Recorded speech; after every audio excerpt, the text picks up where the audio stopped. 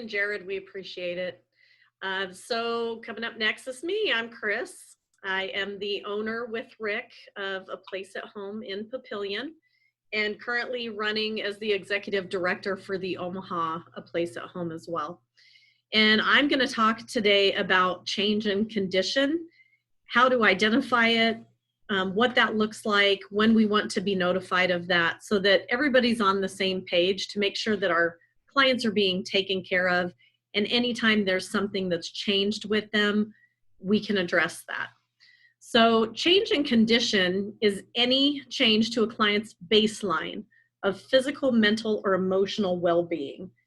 Change in condition can be as simple as a client crying for no apparent reason to as drastic as being unable to wake them and get them out of bed from one day to the next.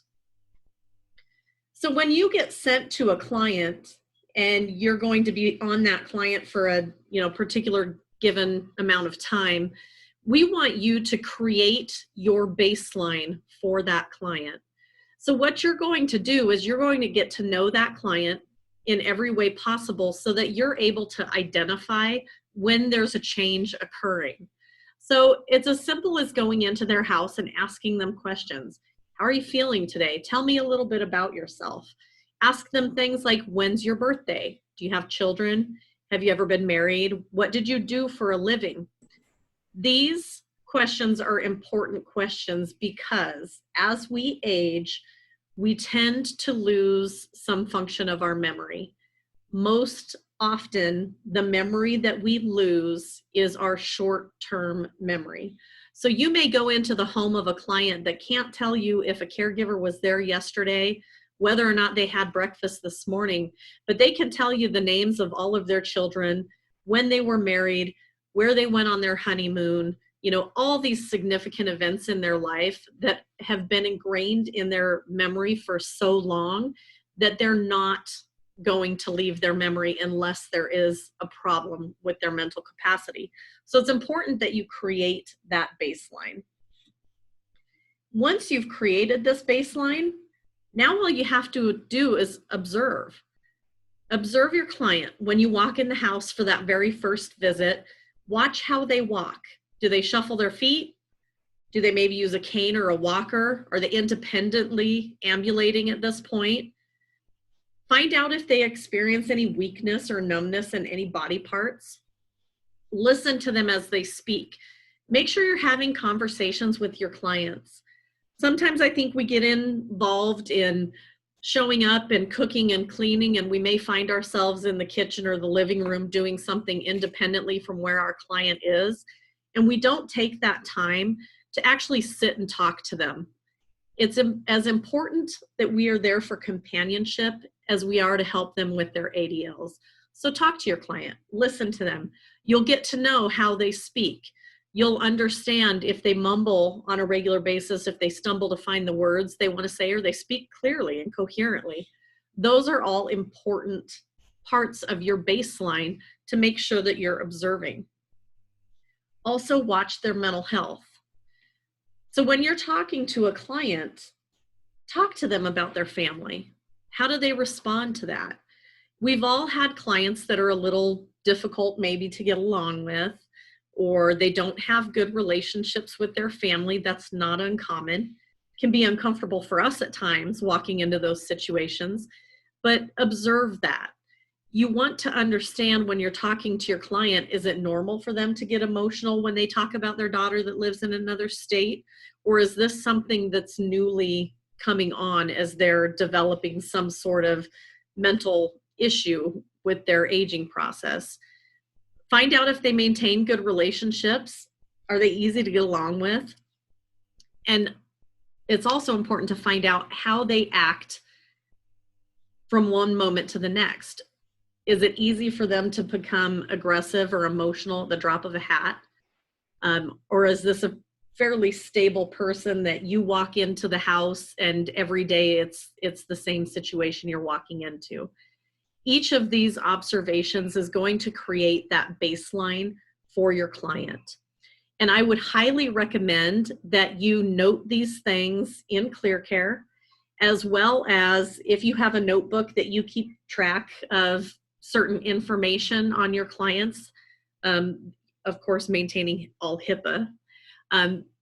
Keep track of these things so that when you're going into your client the next time and something seems a little off, know that you know their children's name or what year they were married, so that you can ask those questions to find out if something has changed with them. So now that you have your baseline that you've set, use that information. Quiz your client daily on the things you know about them and watch for changes in their answers. This is incredibly important because if you have a client who is suffering some sort of traumatic, acute medical response, like a stroke, they may not be able to answer the questions they've been able to answer for you every other day that you've been there.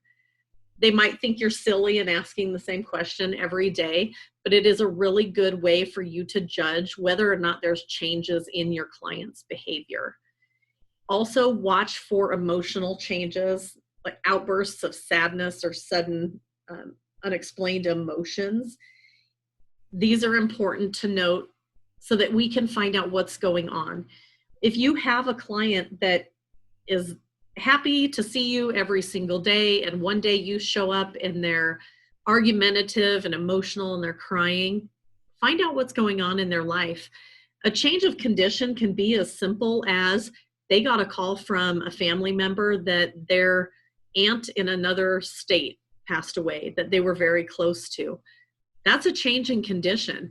It may not seem like much to us, but to an elderly person that's living alone and not having a lot of contact, especially during this time, this pandemic we're experiencing, they have very little contact with the outside world.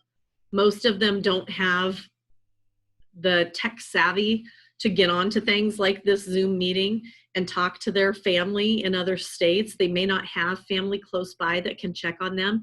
And in some cases, we are that only outlet that they have. So if you see things like this, talk to your client. Make sure that there's not something you can do to help them. And anytime something like this comes up, make sure it's noted in ClearCare so that your supervisor, nurse for your location, the owner, whoever can follow up with that client. Also watch for changes to their physical norms.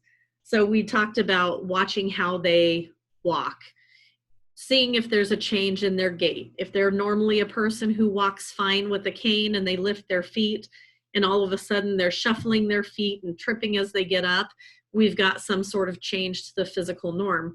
That's something that we need to note so we can follow up and make sure they're being cared for best possible way. This is a list of a couple common changes to watch for that can pose serious health risks. I'm sure all of you that have gone through the CNA class are well aware of these, but I want to make sure to point some of these out. Anytime you are taking care of a client and you notice there's blood in the urine or stool, that can be a very serious health complication that needs to be noted in ClearCare. Any change in appetite needs to be noted.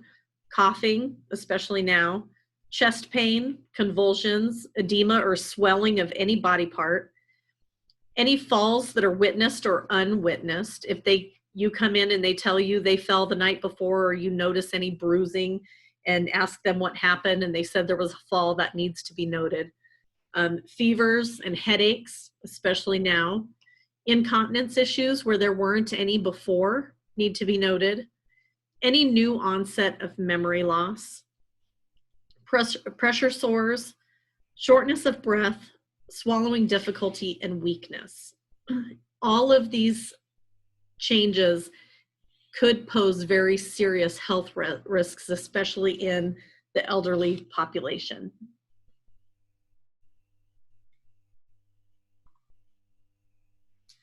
One thing I want to talk about, because it has come up several times specifically for our location in Papillion, is strokes.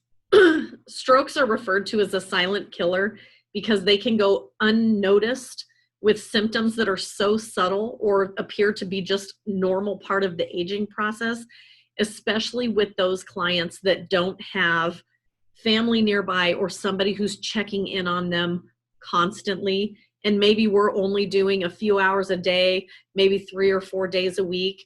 This is very important that we're watching out for the signs and symptoms of a stroke. So some of the things you need to watch for on a stroke is sudden loss of vision in one or both eyes. If your client is telling you they can't see as well as they used to, that needs to be addressed immediately so that we can make sure they haven't had some sort of stroke happen when we weren't there. Any sudden confusion or inability to speak, or a sudden onset of headache. Generally, they'll say this is like a thunderclap headache. It's not just something that comes on, slowly. It feels like thunder went off in your head and you have a major headache. That is a very big sign for potential stroke. And as we know, strokes in the elderly population are far more likely to be fatal than with younger patients. So time is of the essence. If you think your client may have had a stroke, there's a test we call the FAST test, and it stands for face, arms, speak, and time. So with the FAST test, what you'll do is you'll ask your client to smile for you. If one side of their face droops and the other side stays raised, that's a potential sign that they have had a stroke. The other test is arms. So if you ask your client to hold their arms straight out in front of them with their palms up, you'll notice in a stroke victim that one arm will drift towards the floor and usually out away from their body.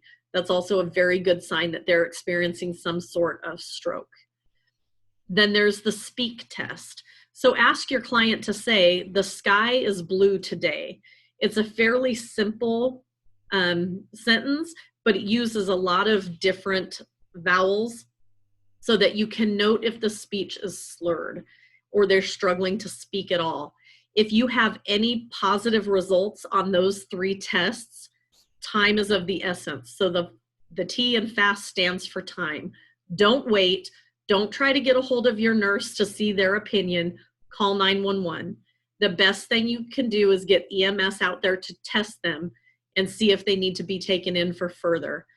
With strokes, there is a time frame of 4 hours with certain strokes that there can do a medicinal intervention that may be able to stop or lessen the effects of that stroke. So time is very, very important on these.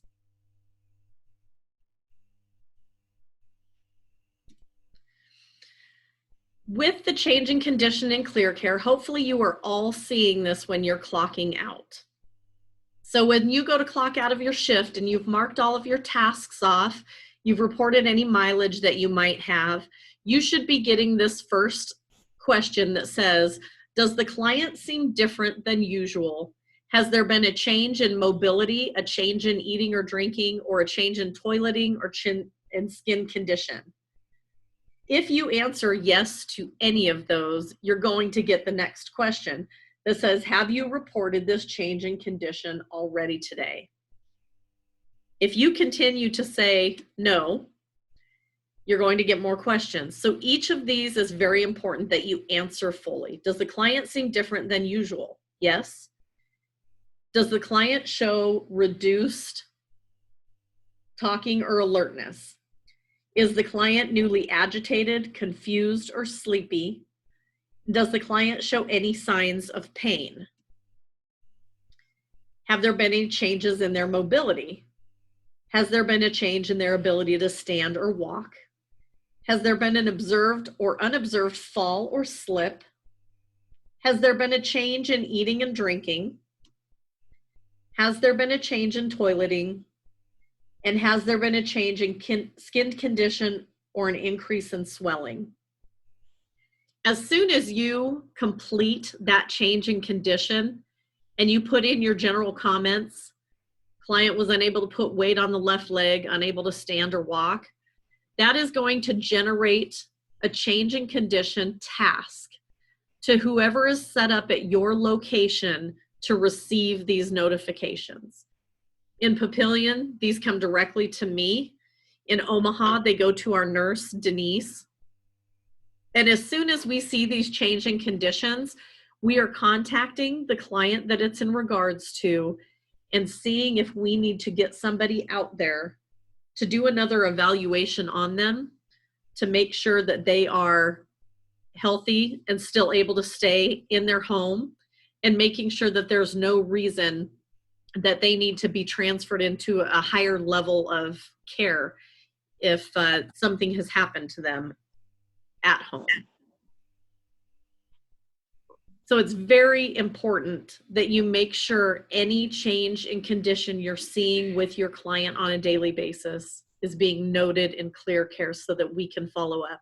You guys are truly the eyes and ears of each of our locations. And without your constant diligence on how our clients are, we don't know. We make our phone calls weekly to check up on them, but we cannot possibly call every client every day to check in on them. So we really put this on you guys to make sure that we are aware of any changes that we need to watch for those clients. That is all I have. I'm going to turn this over to Rick, and he is going to talk to you guys about abuse and neglect reporting.